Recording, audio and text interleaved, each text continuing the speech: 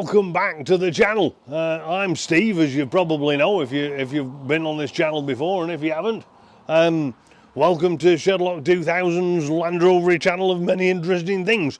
Now, I haven't had a lot of time just recently because of all manner of stuff going on in the background, as viewers of earlier videos might sort of have figured out, and consequently what's happened is that I've taken the time to edit some previously recorded video and throw it in, so you've got a couple of spurious things kicking about, and I haven't really had a lot of time to sort of get to with the interesting things here, really, I suppose, or new things at least.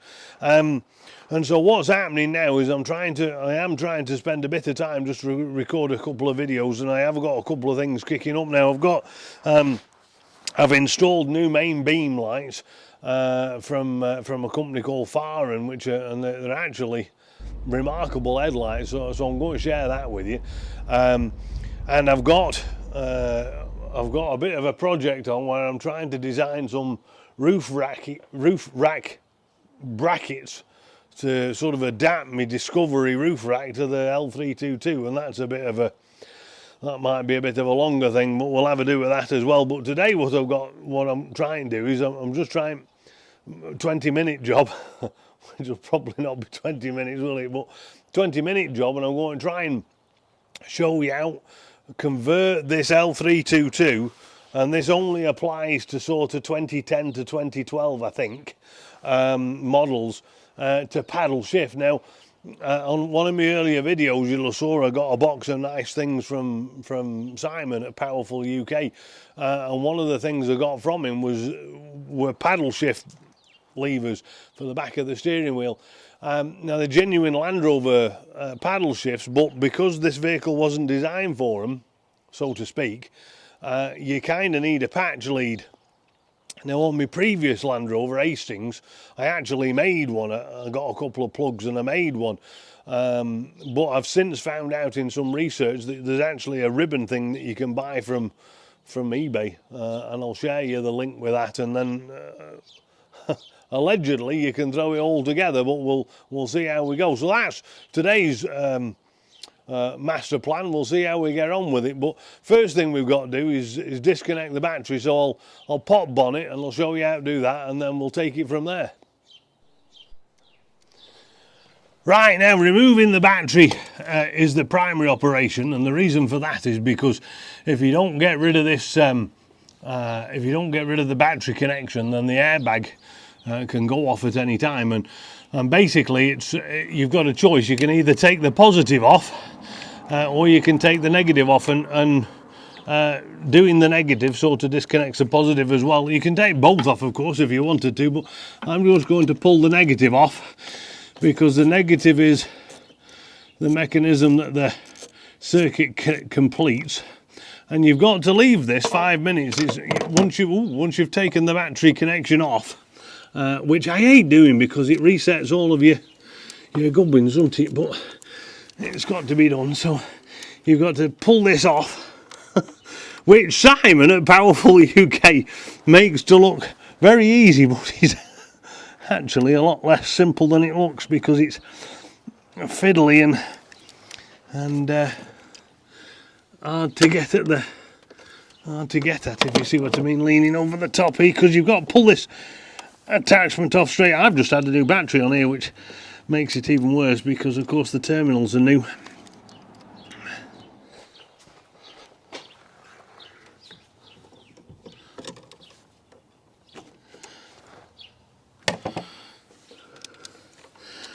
There we go. And then you can just pop this out of the way somewhere where it won't go back on the thing, and now you've got to leave it 5 minutes and everything will settle down and it'll discharge itself automatically, and then that'll be that. The parts you need are from PowerfulUK, and they're here. Look, these are these are the product numbers, PDL322, right and left, and they're available as it says on the box, from PowerfulUK. And these are genuine Land Rover parts, as you can see from the product numbers here. I'll flash them up on the side of the screen anyway, but these are LR023033 and LR023034, obviously. Now one of these, and I think it's this one, has the wiring connection on it, and it's a sort of a funny sort of a piggyback situation. This one plugs into this one when you get it in the in the car. This one plugs into this one, and you get these two side by side. And this chap, this is the bit that plugs into the actual mechanism of the steering wheel, the kind of the little modules, switch packs or whatever it is that they're called, on the outside of the steering wheel. One of them's got a blank in it, but you're going to need one of these affairs here, and this is one of those ribbon things I was telling you about from eBay. Now you can get them in multiple colours and multiple lengths. This is a 20mm length, as you can see, or 200mm length, 20cm length, and it kind of just it plugs in here, and then this plugs into the other end of the car. And the reason for that you need this is because this is a female end, and on the car switch pack you've also got a female end, so you kind of need a male to male, and that's what this is. It's a male to male. Now I'll flash these up. I've just bought these from eBay, and this is from China. These are sort of, I have been told that these are like ribbon drive things for the old-fashioned disk drives that you used to have on computers, but I'm not a computer boffin, so like I'm sure you can get these from some other place, but these cost me $5 and I've got 5 of them, so they're $1 a piece, I suppose. But anyway, this is them. You plug this in there and plug that in there, and that's basically that. I will go through now how to remove the steering wheel. Right, now I'm hampered a little bit because I don't actually have the right size screwdriver for the job. I've only got an Allen key, but the Allen key will work, so here's what I'm using. This is just a 2mm Allen key, and it's just about the right length to be able to slide in, because you've got to get somewhere up to here to push this button. Now behind here, underneath this switch pack, you'll find a little hole, and it helps if you can see this side's loose now.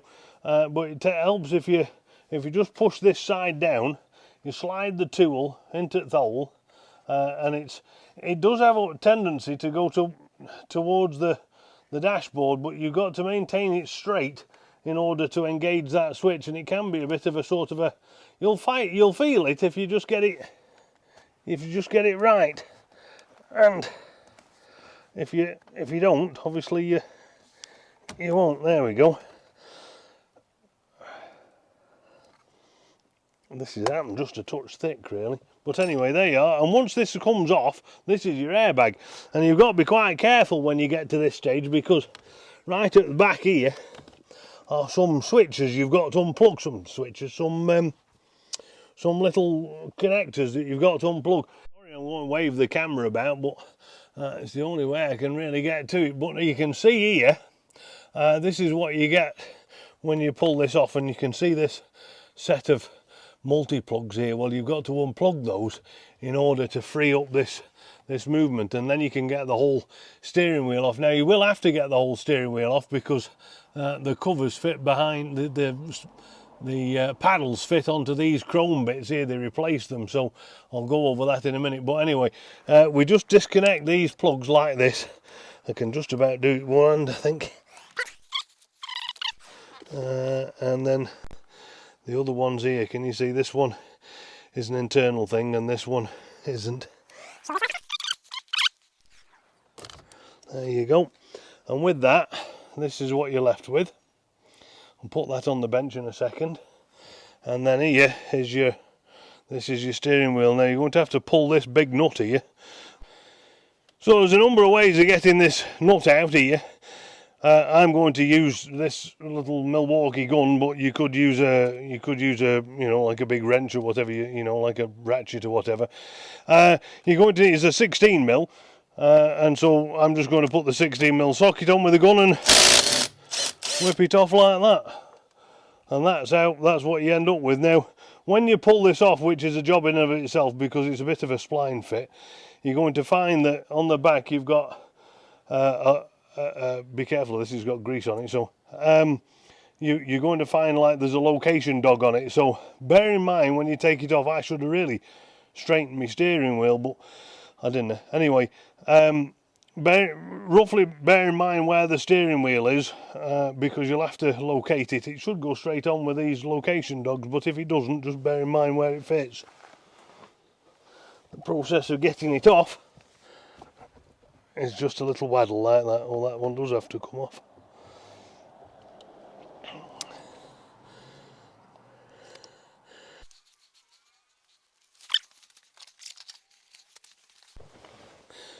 Now these things are a bit of a nightmare, and these little tools do help.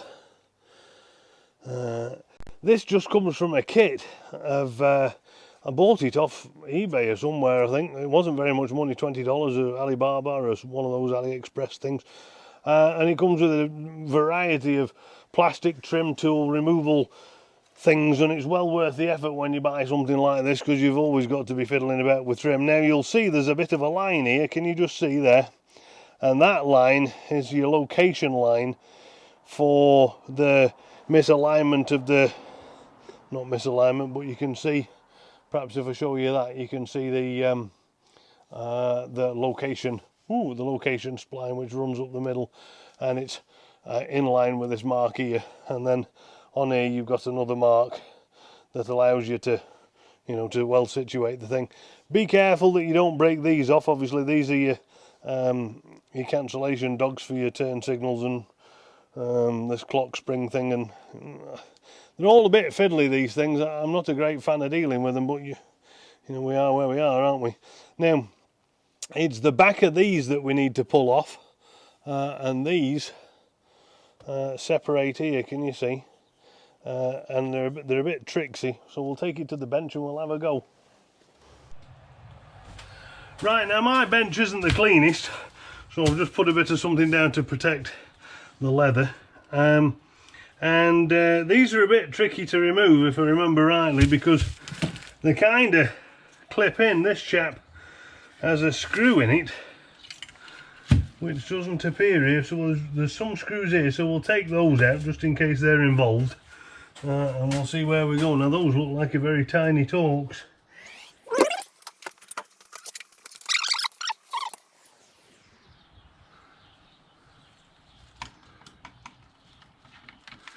Just trying to do these things now. It looks here like this screw goes back through and holds this black plastic backing on.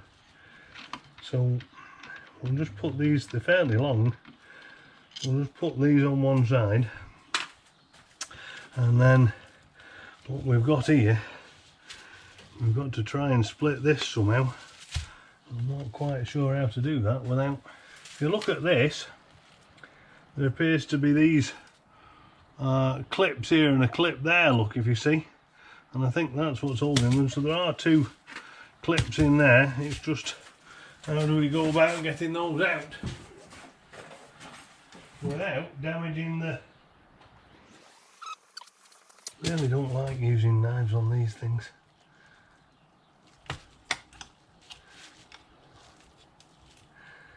Now what I'm using here,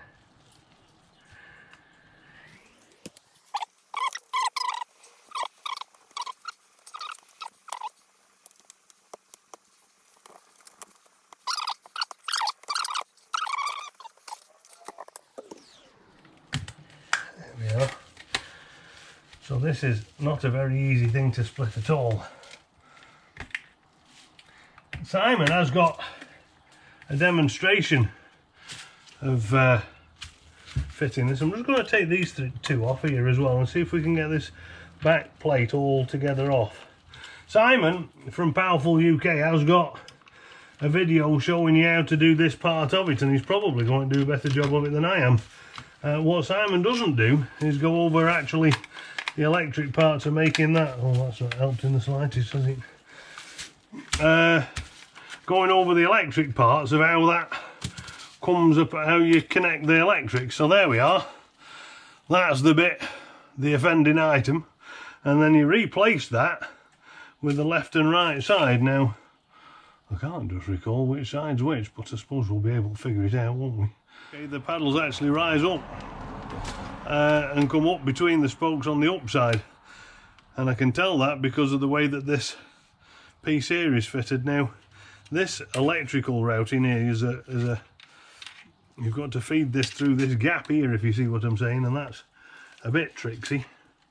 So these have got to go on the front, these wires, so they've got to go through there, and we'll kind of just, we'll see if we can't just squeeze these into here. Now, part of the difficulty with getting these things to fit nicely is that they, apart from the clips, they actually move in a downward plane like that, and it's just a matter of clipping it in nicely, which it's clipped in as you heard there. That was good, wasn't it? That was nice. Well done, Simon. So the hardest part, it seems, is getting this affair out of here.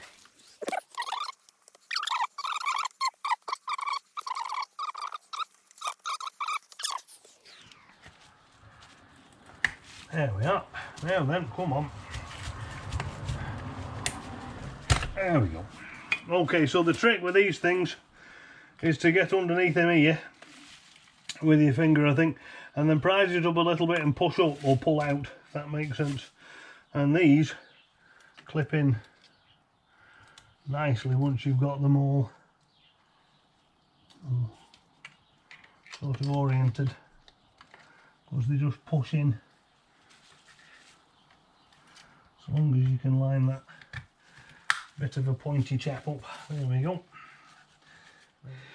The only downside to using this lead is, although the plugs are in the right alignment, you'll see that this chap here has a little pimple on it, making sure that you get the right the right orientation. You haven't swapped it round, if that makes sense. And so what we've got to do here is we've got to try and imagine which way the female would go in here. So imagining that was a female, I want to figure out which way that goes. So what I'm going to do is we've got a brown and a yellow, and we've only got two ways we can plug it in, brown and a yellow. So I'm going to put the yellow on the pimple side, if I can get it in there. Might be easier just to take that little switch back off.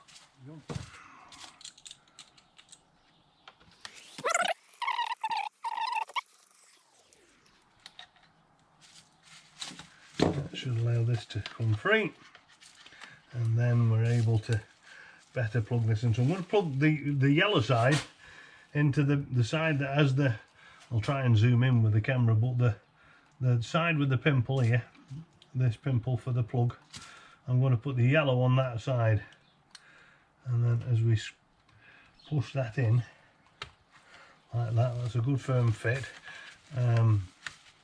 on the contacts, and then we'll screw this back in so it doesn't get lost, messed up. And the difficulty, I believe, is that on the 2010s they changed the steering wheel ever so slightly.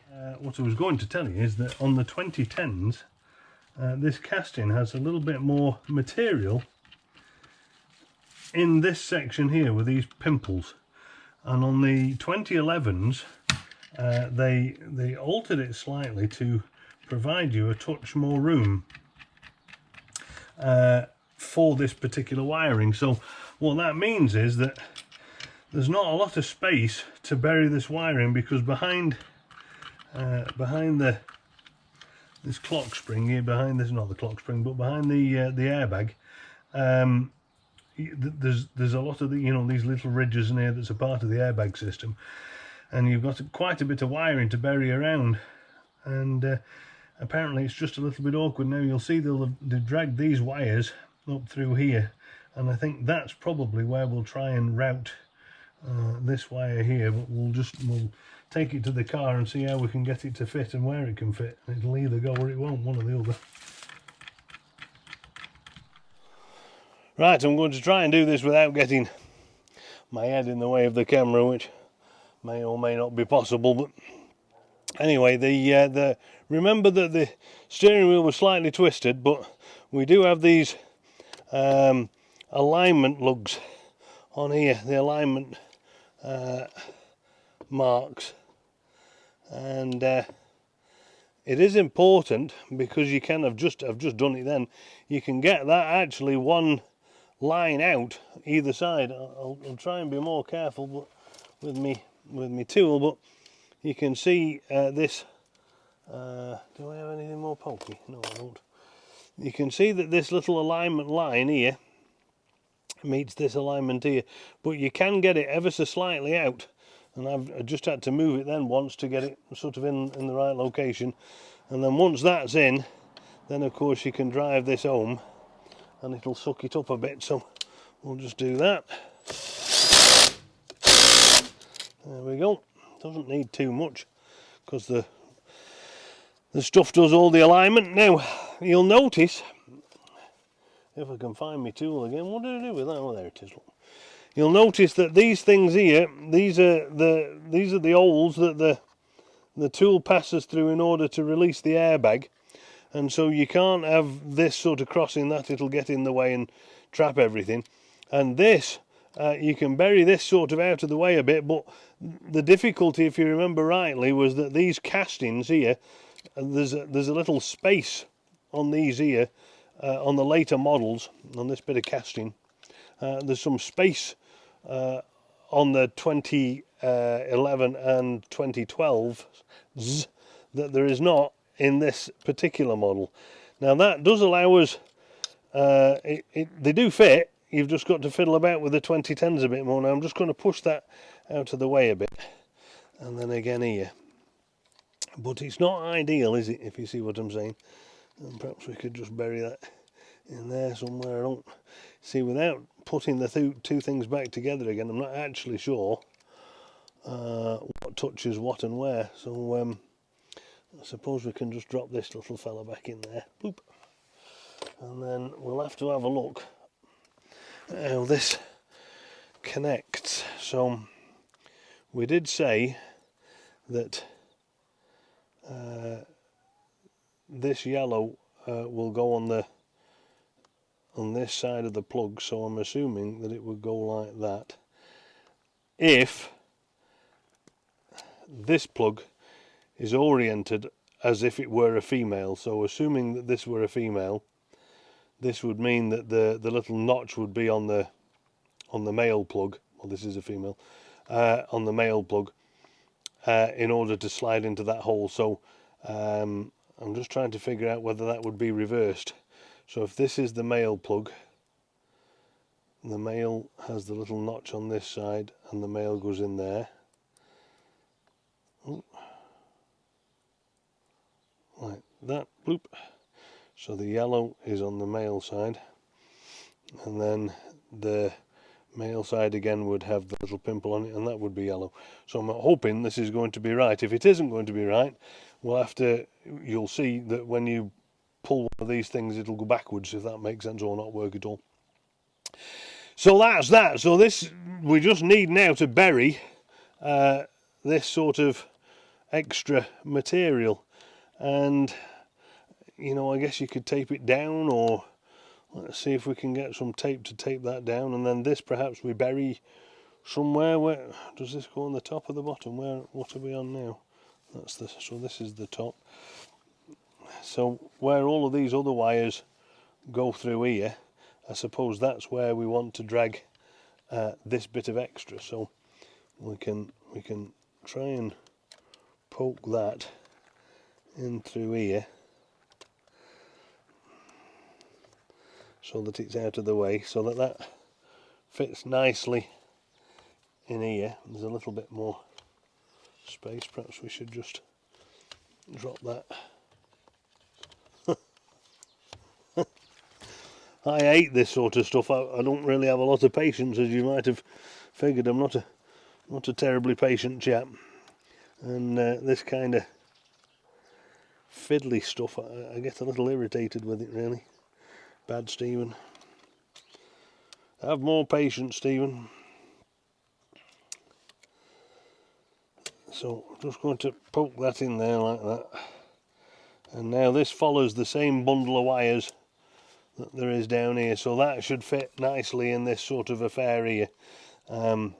And it frees up. If you remember rightly, I was talking to you about this sliding the probe in through here, so that fits this, not the probe, but this is the tool that releases the mechanism for this lock, and so that's clear because all of the wire goes up here.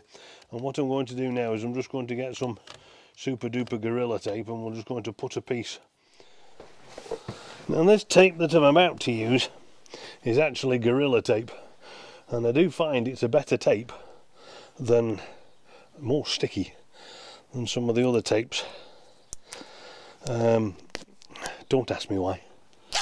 Presumably it's some proprietary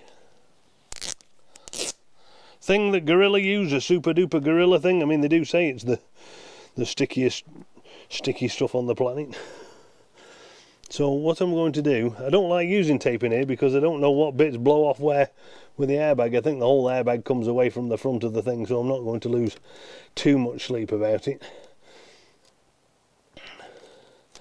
I don't think that's too long. But all I'm trying to do is I'm trying to just get this piece of wire here to stay up there rather than to get in the way when I'm trying to offer this thing up. It's not designed to hold the wire down. It's designed only to stop it from coming up and getting trapped behind all of these things here, if that makes more sense. I don't think you make any sense, Worthy. That's what everybody's going to be saying. What are you talking about, man? And then I think we'll just put another piece here to help stop that from flexing as well. Out of the way.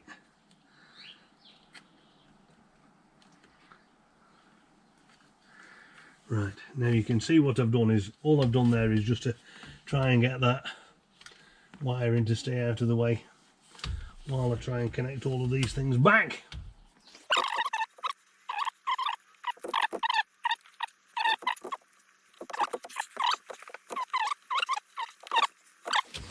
There's a lot of plug and stuff floating about in here that's in the way of everything, specifically the chap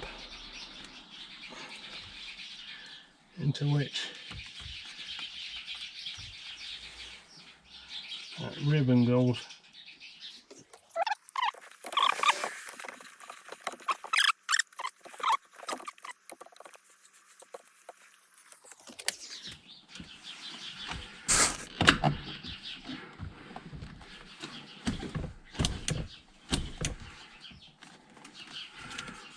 So we've got one side in,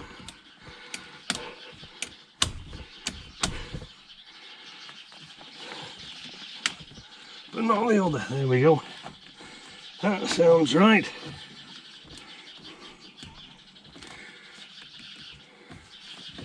Feels right. Right. Now what we do is plug the battery back on and see if it doesn't explode. Okay, so now I'm in the gap tool here, and somewhere along here we will have a bunch of options to select some of the CCF stuff, and so I'm going to go into car config, and hopefully it is in here.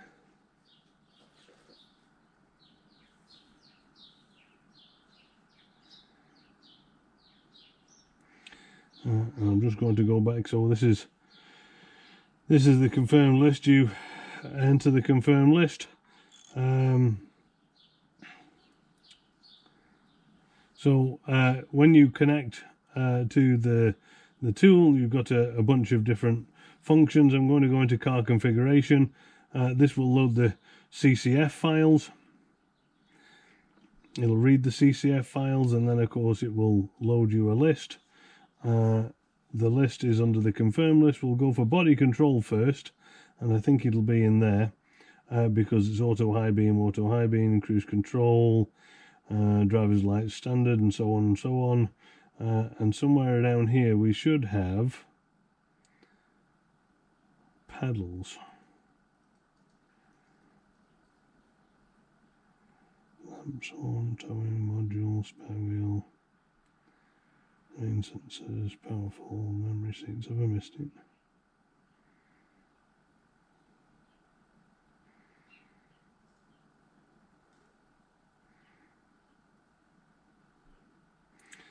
Not in body control, perhaps it's transmission. Paddle shift. So here we go, it's under transmission. Transmission, paddle shift not fitted. Fitted, apply. Now it says fitted, upload changes. Yes.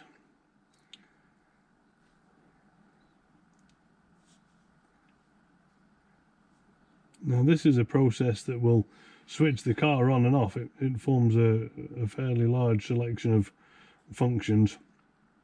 Performs a bunch of uploading to the car from the tool, and so it'll switch the car on and off and do all sorts of.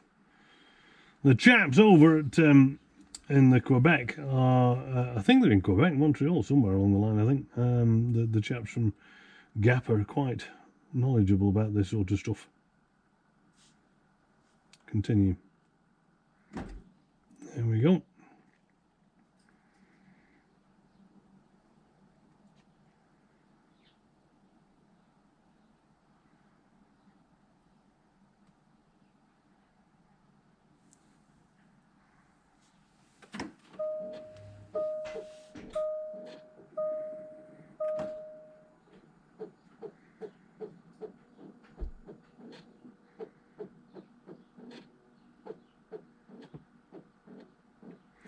One of the downsides, of course, to having the battery off is that it resets all of the stereo and the dates and times and all of these other such things. It's a bit of a pain in the neck, really.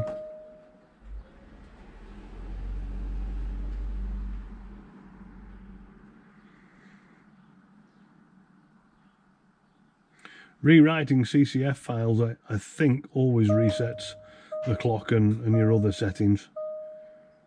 It's advantageous if you leave your seat in the position that you currently have it and then reset it again when you... Next time engine is started, start it, stop it, then restart it. Okay, continue. Upload can succeed, continue. And there we go. So we'll switch off the ignition. We'll start the car.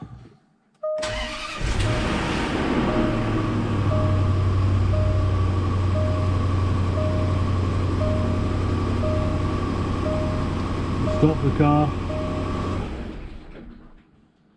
and then we'll start it again.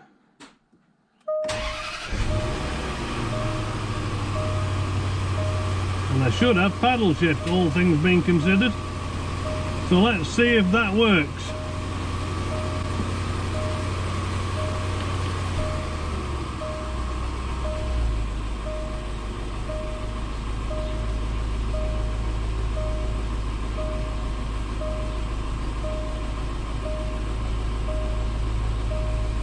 No. There's the answer to that.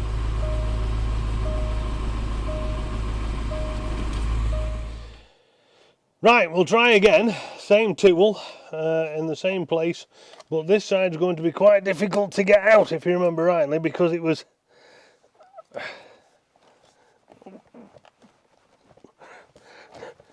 badly squished down, wasn't it? There we go. That's one side. There we are. Okay, so plan of attack now is to swap this ribbon round in the blue plug, and to do that we're going to have to unplug some of the other chaps to get at it. There it is. Right, now we're just, if you can see that, we're just going to reverse it 180 degrees and try that. There we go.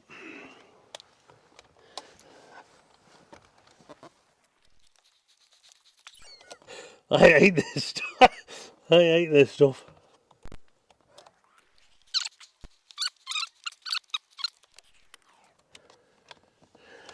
And then we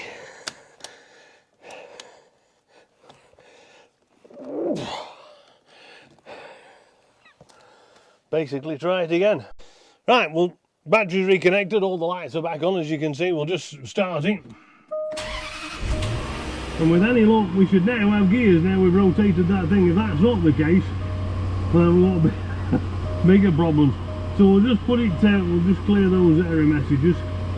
Yes, yes, I know all the things are on and the doors are open and all the bonnets are open and all that. Well, so yeah, I get it.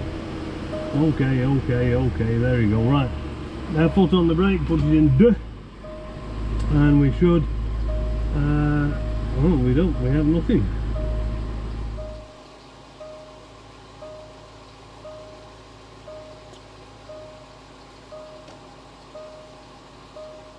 Right, so there we have it. This was a bit of a complex drama, wasn't it? But my kudos to Patrick at GAP, because we were able to upload flash the ECU, the transmission ECU. So basically what happened in the last of the videos which you saw, oh sorry, the last clip that you saw, I had swapped that wire around again to try and see if I got it the right way around, and I had the wire that feeds the actual, sorry, not feeds, but the wire that goes into the left-hand switch cluster on the steering wheel, and I had switched it the right way around. And the way you can tell that it's wired up correctly is because you've got the little plus and minus on the Flappy Paddles actually lights up if you turn the side lights on.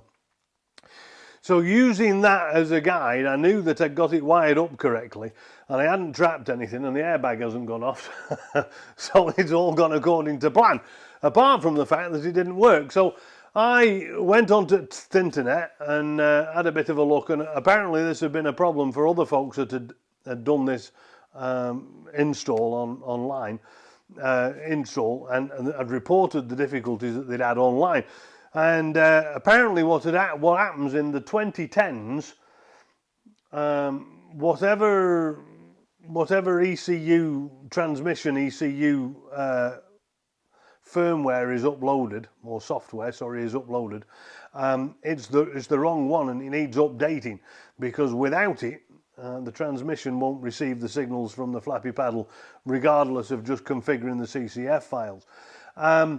Apparently in 2011 and 2012 they fixed that, so you should be all right. Now this one still had the 2009 transmission or software date, so it had never been uploaded. In fact, many of the other files haven't been uploaded either, so when I go up to JLR, I'll get them to tweak that.